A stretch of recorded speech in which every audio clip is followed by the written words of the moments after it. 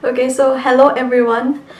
A lot of you have been asking for more details regarding my syringoma removal, and the reason why I didn't answer a lot of those questions in the comments is because I was really planning on doing a second part, but I was waiting for 6 months because that's when I can really tell you what happened for the second part of my syringoma removal. So if you haven't watched it yet, I made a first part video of my syringoma removal, and that one was to remove all of the bumps.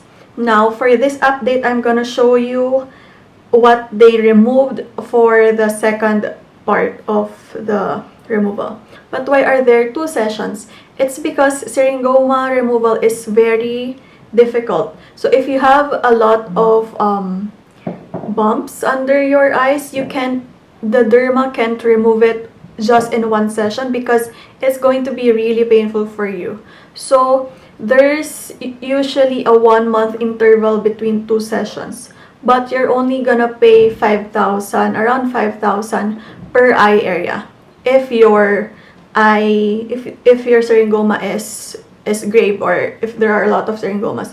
However, for my part, there was only a little bit of syringoma. So I had two options. Either I had to forego the second session because there's nothing to remove anymore, or two, I had the surrounding area around my under eyes flattened. So what do I mean by flattened?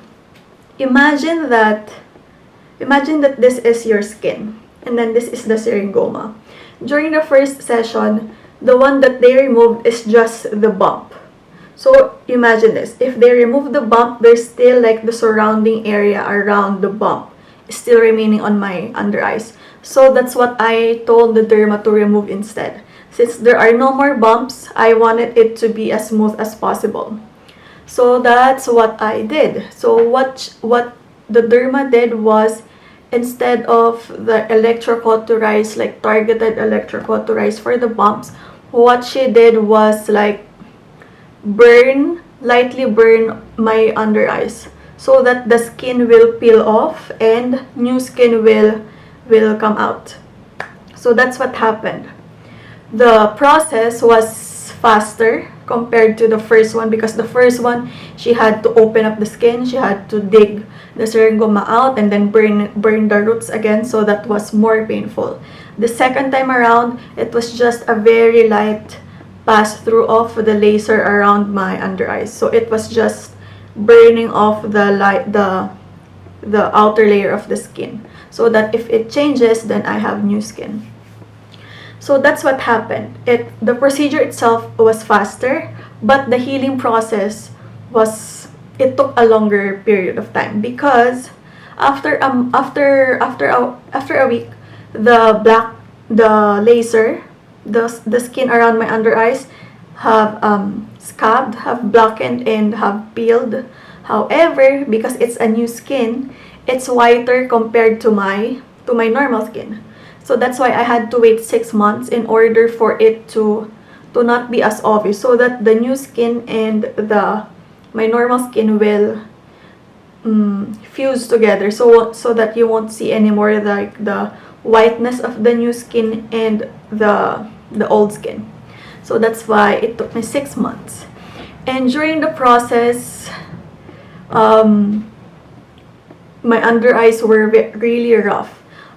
About a month or two after the second procedure, 1 month or two after, my under eyes were still rough. It still wasn't even, and I would try to put on makeup underneath my eyes just to even out the skin, because again, some of them were whiter, some of them were darker because it's a new skin. So even with makeup on, I can still see like color differences underneath my eyes. So it was a rough healing process. But now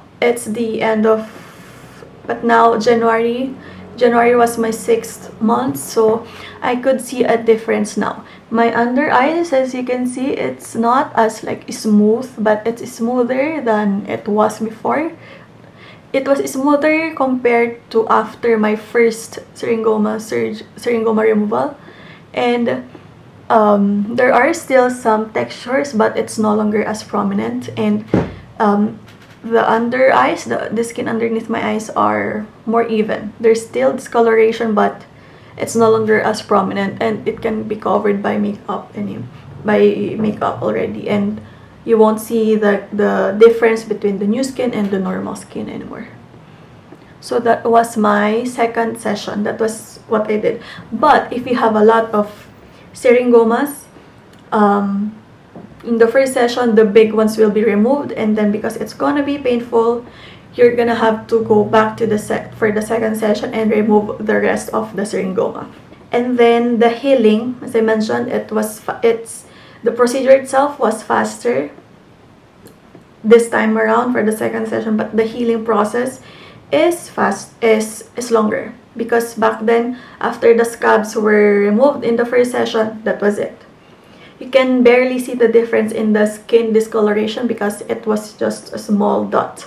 But now, since I have like my whole under eyes scraped, lasered, the difference is much more obvious. So I had to wait 6 months, and still now it's not as even, but it's acceptable.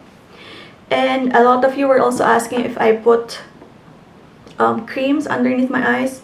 It's optional. It's optional to put creams underneath the eyes, like medications. What's important is to just put sunscreen underneath the eyes, especially if your eyes are still healing, because you want to protect the new skin. But if you want to buy a medicine, again, it's optional. I got this from the Derma. It's called Trio Block Cream, and it has SPF, and it's also moisturizing. So this is what I've been using ever since my first session. And this one cost around 1,000, I think. So it's a bit expensive.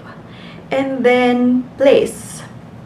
I had my surgery removed in the clinic Dermalogique and the Derma was Dr. Mabelle. So yeah.